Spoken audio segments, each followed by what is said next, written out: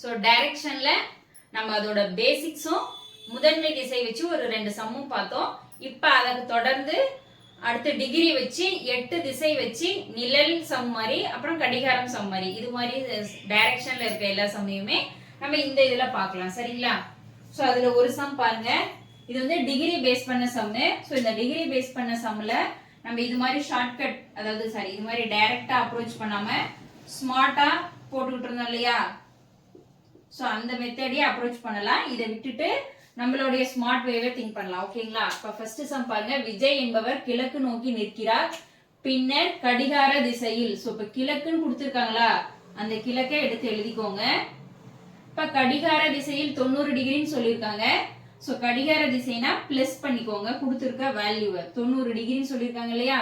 கடிகார திசையில் 90 டிகிரி திரும்புகிறார், பின்னர் 180 டிகிரி அளவில் எதிர் கடிகார திசையிலும் அப்படின்னு சொல்லியிருக்காங்க. அப்ப இது கடிகாரம்னா இது எதிர் கடிகாரம். அப்ப அதுக்கு ஆப்போசிட்டா எவ்வளவு வேல்யூ? 180 டிகிரின்னு சொல்லியிருக்காங்க. அளவில் திசையிலும் மீண்டும் 90 டிகிரி அளவில் கடிகார திசையில். அப்ப இங்க கடிகாரம் தான் வருது.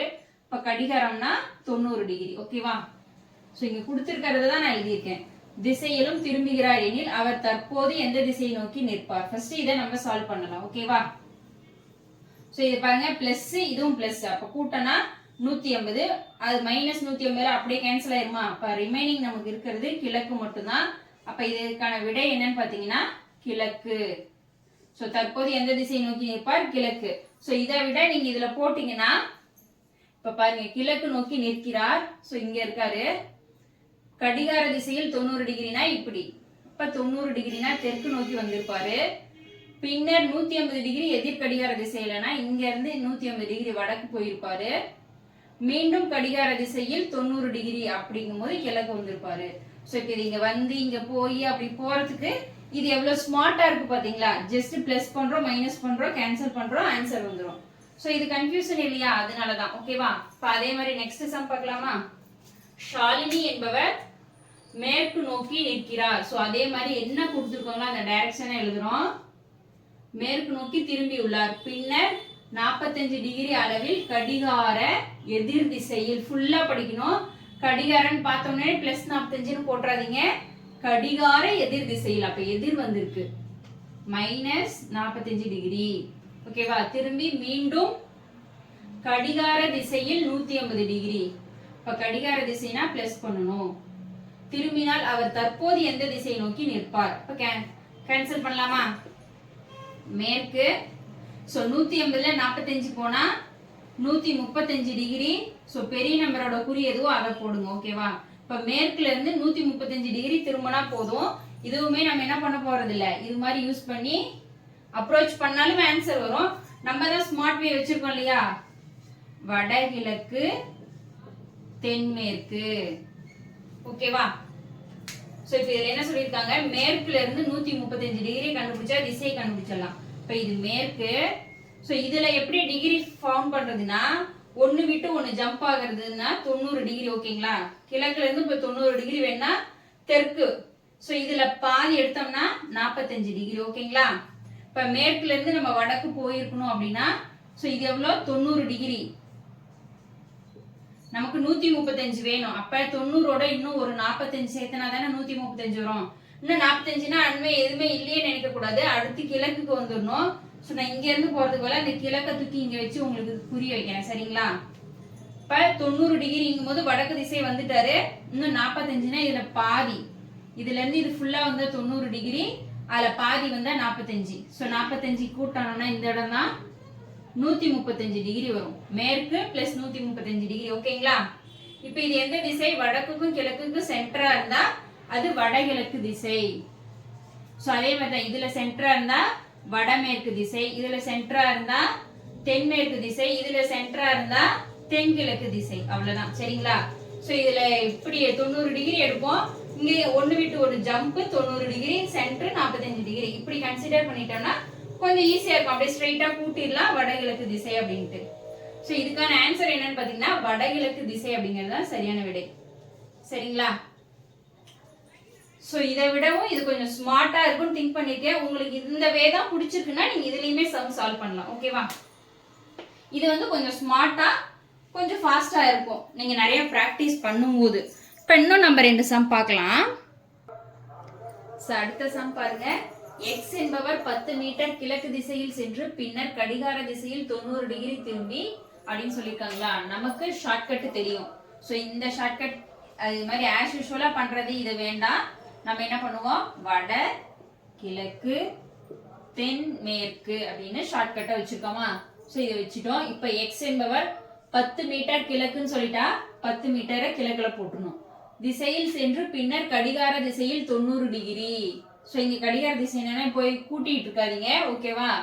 ஸோ இந்த இடத்துல என்ன சொல்றாங்கன்னா கடிகார திசையில் 90 டிகிரினா, ஸோ இது கடிகார திசை. கடிகார திசைனா இந்த பக்கம் பார்க்கணும். எதிர் கடிகார திசை அப்படின்னா இந்த சைடு பார்க்கணும், சரிங்களா. இப்ப கடிகார திசையில 90 டிகிரின்னு சொல்லியிருக்காங்களா. நான் தான் சொன்னேன் இல்லையா, இதுல இருந்து இது ஜம்ப் ஆகுறது 90 டிகிரி, இதுல இருந்து தென்கிழக்கு அப்படின்னு பாதி எடுத்தோம்னா 45 டிகிரி. ஸோ இதை மட்டும் ஞாபகம் வச்சுக்கணும். இப்ப 90 டிகிரிங்கிறது என்ன சொல்லியிருக்காங்கன்னா தெற்கு திசையில 8 மீட்டர் நடக்கிறார் அப்படிங்கறத இன்டைரக்டா 90 டிகிரின்னு சொல்லியிருக்காங்க. அப்ப நம்ம 90 டிகிரி வச்சு இது தெற்கு திசைன்னு கண்டுபிடிச்சு அந்த தெற்கு திசையில 8 போடணும், சரிங்களா. சோ இததான் இன்டைரக்டா கொடுத்திருக்காங்க. நேராக செல்கின்றார், மீண்டும் 90 டிகிரி திரும்பி 16 மீட்டர். இப்ப இங்க இருந்து அடுத்த ஜம்ப் தான் 90 டிகிரி. இப்ப மேற்கு திசையில தான் 16 மீட்டர்னு சொல்றதுக்கு பதிலா இன்டைரக்டா 90 டிகிரின்னு சொல்லி கொடுத்திருக்காங்க, சரிங்களா. 90 டிகிரி அப்படின்னு போட்டுட்டோம். 16 மீட்டர் நேராக செல்கிறார் எனில் அவர் புறப்பட்ட இடத்தில் இருந்து எத்திசையில் இருப்பார், ஓகேவா. சோ இப்ப இப்படி இருக்கும் போது கிழக்குக்கு ஆப்போசிட் மேற்கு, வடக்குக்கு ஆப்போசிட் தெற்கு இல்லைங்களா. இது நமக்கு தெரியும் இல்லையா. சோ ஆப்போசிட்டா இருக்கிறத கேன்சல் பண்ணிடணும். அப்ப கிழக்குக்கு மேற்கு ஆப்போசிட்டா இருக்கு, நான் கேன்சல் பண்ணிடுறேன். அப்ப 6 வருங்களா. இப்ப 8 6ங்கிற 2 ஆன்சர் இருக்கு. சோ இது 2 ஆன்சர் இருக்கிறதுனால ரெண்டுமே அந்த திசையா நம்ம எடுத்துக்கணும். இப்ப எந்த திசைன்னு கேட்டிருக்காங்க இல்லையா. சோ இந்த எந்த திசைன்னு பாத்தீங்கன்னா தென்மேற்கு திசை. இதுலயும் ஆன்சர் இருக்கு, இதுலயும் ஆன்சர் இருக்கா. சோ எதுல ஆன்சர் இருக்கோ அந்த 2 திசையும் சேர்ந்ததுதான். அப்ப இதுக்கான ஆன்சர் தென்மேற்கு திசை. தென்மேற்கு திசையில இருந்திருப்பாங்க, சரிங்களா.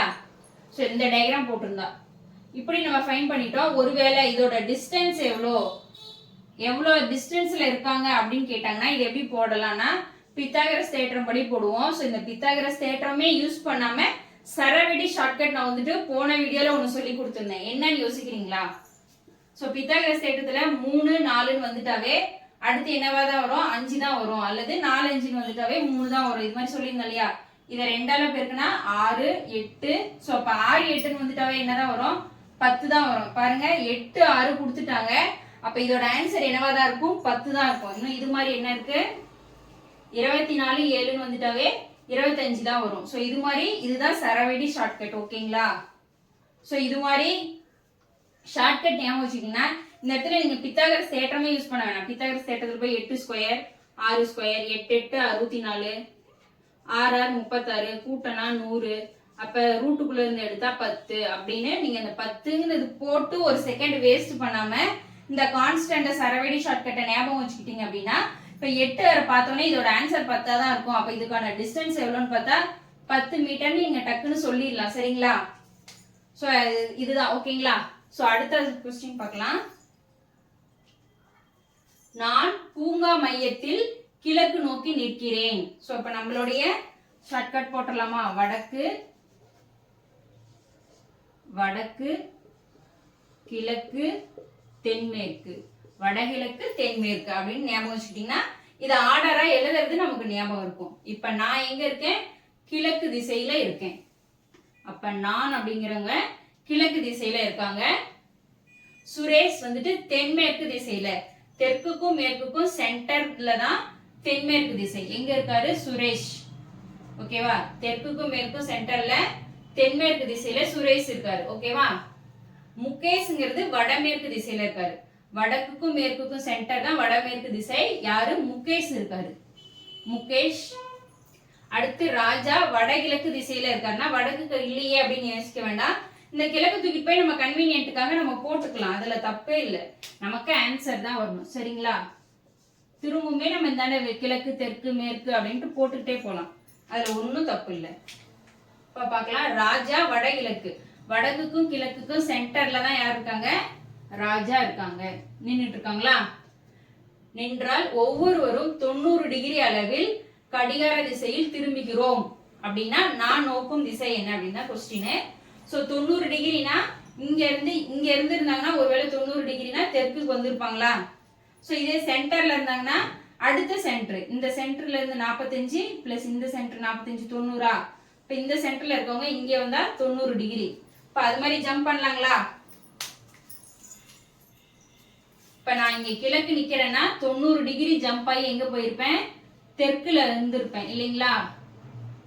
90 டிகிரி திரும்பி இருந்தேன்னா தெற்குல இருந்திருப்பேன். அப்ப நான் நோக்கும் திசை என்ன? ஆன்சர் பாத்தீங்கன்னா தெற்கு. நான் நோக்கும் திசை தெற்கு. புரிஞ்சுதுங்களா? சோ நீங்க அந்த பிளஸ் குறி போட்டு கன்ஃபியூஸ் பண்றது பதிலா நான் ஸ்ட்ரெயிட் லைனா எடுத்திருக்கேன். ஒரு ஜம்ப்னா 90 டிகிரி, பாதினா 45 டிகிரி ஞாபகம் வச்சுக்கோங்க. அடுத்து முகேஷ் நோக்கும் திசை நம்ம பார்க்கறோம். அடுத்து பாத்தீங்கன்னா முகேஷ் வந்துட்டு எங்க இருக்காரு?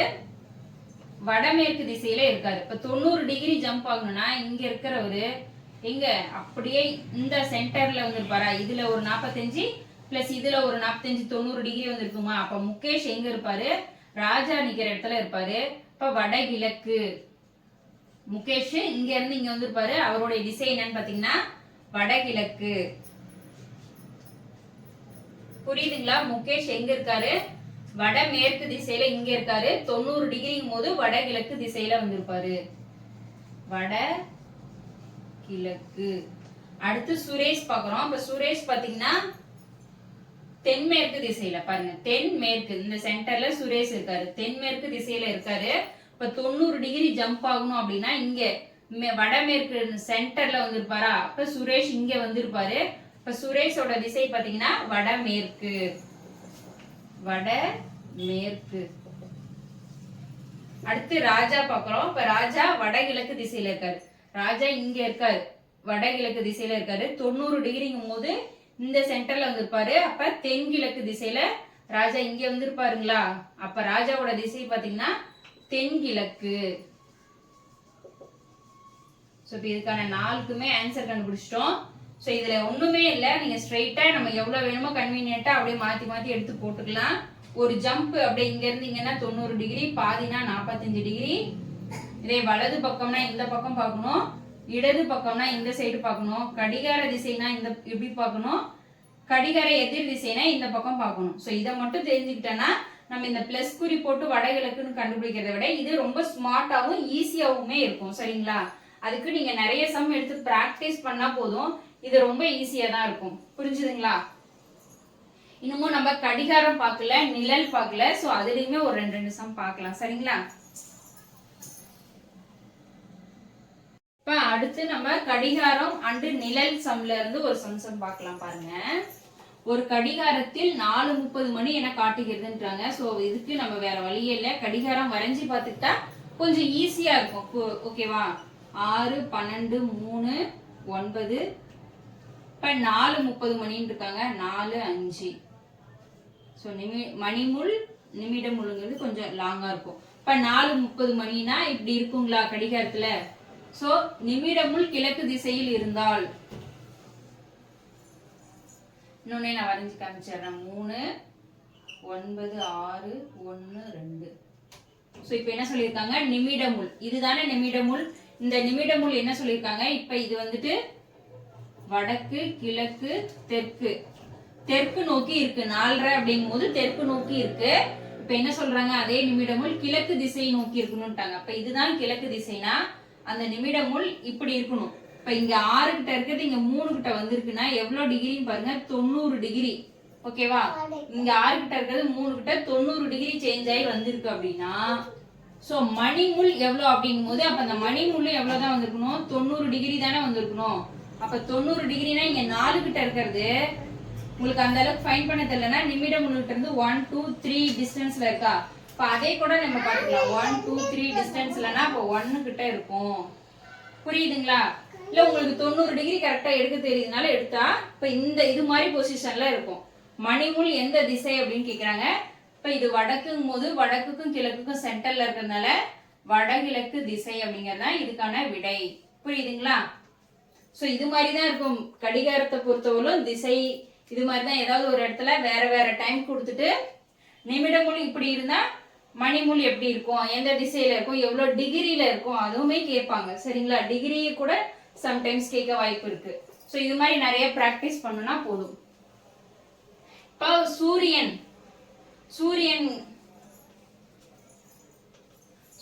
வந்துட்டு கிழக்கு நோக்கி இருந்தா வடக்கு நோக்கி இருந்தா சோ அந்த ஷார்ட்கட் வந்து நான் உங்களுக்கு சொல்லி கொடுத்துருக்கேன். கடிகாரம் வந்துட்டு நான் சொல்லி கொடுக்கல. அப்புறம் பாத்தீங்கன்னா நிழலுமே நான் சொல்லி கொடுக்கல. போன வீடியோல என்னென்ன சொல்லியிருந்தேன்னா இந்த 8 திசை 16 திசை பித்தாகரஸ் தேற்றம் டிகிரி மட்டும் தான் பார்த்திருந்தோம். இது மாதிரி சூரியன் உதிக்கும் போதோ அல்லது மறையும் போதோ நிழலுங்கிறது எந்த சைடுல நின்னா எந்த சைடு விழும் அப்படிங்கறத டீடைல் எக்ஸ்பிளைன் நான் பண்ணல. சோ இந்த சம் பார்க்கறதுக்கு முன்னாடி அந்த எக்ஸ்பிளைனை பார்த்துட்டு அதுக்கப்புறமா நம்ம இந்த சம் பார்க்கலாம். ஓகேங்களா? இப்ப இது மாதிரி நமக்கு திசைகள் தெரியும். வடக்கு, கிழக்கு, தெற்கு, மேற்கு திசை தெரியும். இப்ப சூரியன்னா காலையில கிழக்கு சைடு உதிக்கும் அப்படின்னா அதுக்கு அதோடைய நிழல் அப்படிங்கிறது மேற்கு சைடுல கான்ஸ்டன்டா இங்க விழும் அப்படிங்கிறது எல்லாருக்குமே தெரியும். இப்போ ஒரு குட்டி மனிதர்கள் எடுத்துக்கலாம். அந்த மனிதர்கள் அந்த எந்தெந்த திசையில நின்னா அவங்களுக்கு முன்னாடி பின்னாடி வலது இடது எங்க நிழல் விழுது அப்படிங்கறத ஃபர்ஸ்ட் நம்ம தெளிவா தெரிஞ்சுக்கலாம். இப்ப கிழக்கு நோக்கி ஒரு மனிதன் சூரியனை பார்த்துக்கிட்டு நிக்கிறாங்க அப்படின்னா சூரியனை பார்த்துட்டு நீங்க காலையில நில்லுங்க, உங்களோட நிழல் அப்படிங்கிறது பின்னாடி தான் விழும். சரிங்களா? இப்ப கிழக்கு நோக்கி நின்னாங்கன்னா நிழல் அப்படிங்கிறது பின்னாடி தான் விழும். ஓகேவா? இப்ப மேற்கு நோக்கி ஒரு குட்டி மனிதர்கள் நிக்கிறாங்க, சூரியனுக்கு ஆப்போசிட்ல இப்படி மேற்கு நோக்கி நிக்கிறாங்க அப்படின்னா அவங்களுக்கு நிழல் அப்படிங்கிறது முன்னாடி விழுங்களா? சோ நிழல் அவனுக்கு முன்னாடி விழும். அப்ப முன்னாடிங்கும் போது மேற்கு நோக்கி நிக்கிறாங்க அப்படின்னா நிழல் எந்த பக்கம் விழும் அப்படின்னு கேட்டாங்கன்னா முன்னாடி ஃப்ரண்ட், பின்னாடி பேக், அது தெளிவா இருக்கணும். சரிங்களா? சோ இப்ப இதெல்லாம் நீங்க தெளிவா தெரிஞ்சுக்கிட்டீங்கன்னா கொஸ்டினை பார்த்தோன்னே மேற்குனா முன்னாடி நம்ம சொல்லிடலாம் இல்லையா? இப்ப வடக்கு நோக்கி நிக்கிறாங்க. சோ இப்ப இங்க நிக்கிறாங்க அப்படிங்கும் போது சூரியன் இங்க இருந்து வருதா? அப்ப இங்க வரும்போது அவங்களோட நிழல்ங்கிறது இந்தாண்ட இருக்குமா? அப்ப இந்தாண்டன்னா இடது பக்கம், அவங்களுக்கு இடது பக்கம் இருக்கும் இல்லையா? சோ இப்படி நிக்கும் போது சூரியன் இங்க இருந்து வருதுன்னா எனக்கு இடது பக்கம் நிழல் விழும் இல்லையா? சோ அப்ப இடது பக்கம்னா வடக்கு நோக்கி ஒரு மனிதன் நிக்கும் போது காலையில சூரியன் உதயமாகும் போது வடக்கு நோக்கி ஒரு மனிதன் நின்னானா நிழல் அப்படிங்கிறது இடது பக்கம் இருக்கும். சரிங்களா? சோ இது வந்துட்டு நீங்க மெமரி வச்சுக்கணுங்கிறதுக்காக நான் சொல்லியிருக்கேன். அதே தெற்கு நோக்கி இங்க ஒரு குட்டி மனிதன் நிக்கிறாங்க அப்படின்னா நிழல் விழுதுன்னா அப்ப எங்க இருக்கும்? வலது பக்கம். சோ இதுக்கு இது ஆப்போசிட் இல்லையா? நிழலுங்கிறது இங்கதான் விழும். இப்ப இவங்களுக்கு என்னது? இந்தாண்ட வலது பக்கம் இல்லைங்களா? அப்ப வலது பக்கம் விழும். இப்ப வலது பக்கங்கிறதுல தெற்குன்னு எழுதணுமா? தெற்கு. ஓகேங்களா? இப்ப தெற்கு நோக்கி நின்னாங்கன்னா அவங்களுடைய நிழல்ங்கிறது வலது பக்கம் விழும். சோ இது ரொம்ப இம்பார்ட்டன்ட். இதை நீங்க நல்லா தெளிவா தெரிஞ்சுக்கணும். இப்ப காலையில சூரியன் உதிக்கும் போது பார்த்துட்டோம். இப்ப அதே மாதிரியே சூரியன் மறையும் போதும் பார்த்துடலாங்களா? சோ இன்னொரு இடத்துல நான் வரைஞ்சிடுறேன். இப்ப கிழக்கு, மேற்கு, வடக்கு, தெற்கு. சோ இப்ப மேற்கு சூரியன் மறையுதுங்களா? மேற்கு சூரியன் மாலையில மறையுது அப்படிங்கும் போதுட்டு சோ இது அப்படியே ஆப்போசிட்டா சேஞ்ச் ஆகும். இந்த கிழக்கு நின்னாங்கன்னா அவங்களுக்கு பின்னாடி நிழல் இங்க இருந்ததுன்னா இந்த சைடு தான் கான்ஸ்டன்டா நிழல்ங்கிறது விழும். சரிங்களா?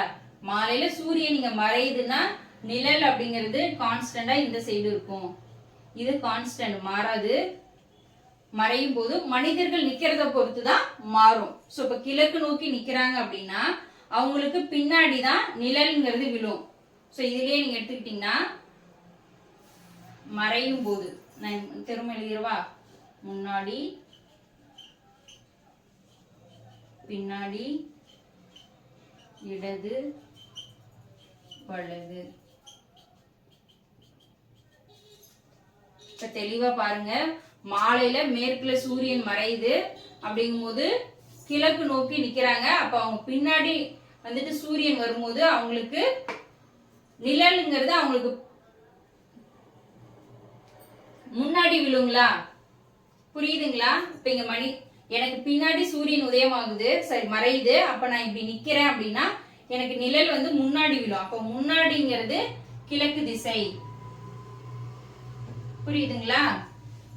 கிழக்கு திசையில நிழல் விழும். இப்ப மேற்கு சூரியனை பார்த்துக்கிட்டே சாயந்தரம் நம்ம நிக்கிறோம் அப்படின்னா நம்மளுடைய நிழல் அப்படிங்கிறது இவங்களுக்கு பின்னாடி இங்கதானே நிழல் விழும். அப்ப இவங்களுக்கு பின்னாடி, அப்ப மேற்கு நோக்கி சூரியன் மறையும் போது ஒரு மனிதன் பாக்குறாங்கன்னா நிழல்ங்கிறது பின்னாடி விழும். சோ இப்ப இங்க நிக்கிறாங்க அப்படின்னா நிழலுங்கிறது இங்க இருந்து சூரியன் வரதுனால இந்த சைடு தானே விழும். இப்ப இந்த சைடு என்னது? வலது பக்கம். அப்ப வடக்கு என்னாகும்?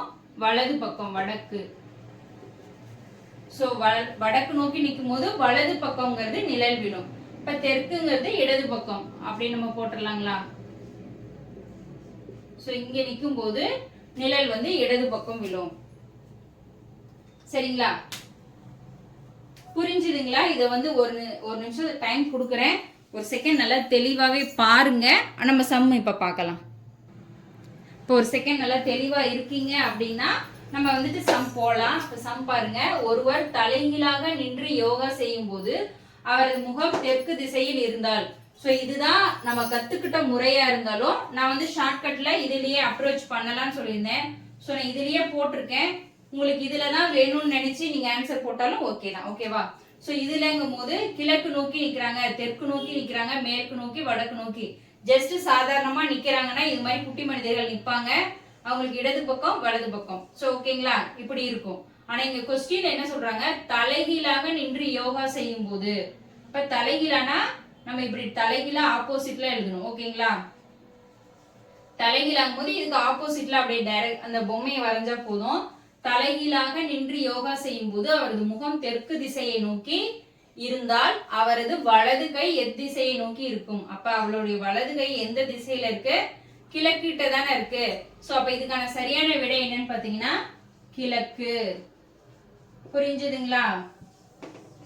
சோ இந்த அப்ரோச் நீங்க வந்துட்டு இதுல போட்டு பாக்குறதுனாலும் நீங்க போட்டு பார்க்கலாம். உங்களுக்கு கண்டிப்பா ஆன்சர் கிழக்கு தான் வரும். உங்களுக்கு எந்த வே பிடிச்சிருக்கோ அந்த வேவ்ல நீங்க பார்க்கலாம். சோ இது நான் எல்லாத்துலயுமே சொல்லிட்டேன். டிகிரிலயும் சம் பார்த்துட்டோம், கடிகாரத்துல சம் பார்த்துட்டோம், நிழல்ல பார்த்துட்டோம், 8 திசை வர மாதிரி தென்மேற்கு அந்த சென்டர்லயும் பார்த்துட்டோம், முதன்மை 4 திசைகளுமே பார்த்துட்டோம். ஸோ டைரக்ஷன்ல ஓரளவுக்கு சம் பார்த்துட்டோம். இதுக்கு மேல நீங்க வந்துட்டு டெஸ்ட் மூலியமா நிறைய பிராக்டிஸ் தான் எடுக்கணும். நான் நடத்தினது தான் வருங்கிறது இல்லை, நிறைய நீங்க சம்ஸ் வந்துட்டு பிராக்டிஸ்ங்கிறது எடுக்கணும். சரிங்களா? அதுக்கு நிறைய நீங்க டெஸ்ட் எழுதணும். நிறைய டெஸ்ட் எழுதி பிராக்டிஸ் பண்ணாதான் ஸோ இந்த வேலாம் உங்களுக்கு ஈஸியா தோணும். இப்போ கத்துக்கும் போது இது ஓரளவுக்கு ஒரு சிலருக்கு கஷ்டமா இருந்தாலும் நிறைய சம் பிராக்டிஸ் போடும்போது இது ரொம்ப ஈஸியா இருக்கும். வித்தின் ஒரு 2-3 செகண்ட்லயே நம்ம போட்டலாம். நமக்கு டைம் ரொம்ப சேவ் ஆகும். ஏன்னா மேக்ஸ் 40 கொஸ்டின் வருதுங்கும் போது நம்ம ஷார்ட்டா போடணும்னா இதை போட்டு கன்ஃபியூஷன் ஆகுது போல. இதுல நல்லா புரிஞ்சுக்கிட்டோம்னா கொஞ்சம் ஈஸியா போடலாம். சரிங்களா? ஸோ நம்ம அடுத்தடுத்து இனிமே வீடியோ பார்க்கலாம். ஸோ அடுத்த டாபிக் வேற ஏதாவது நம்ம பார்க்கலாம். சரிங்களா? Maximum classification, odd one out அது மாதிரி பார்க்கலாம். ஓகேங்களா? நெக்ஸ்ட். தேங்க்யூ.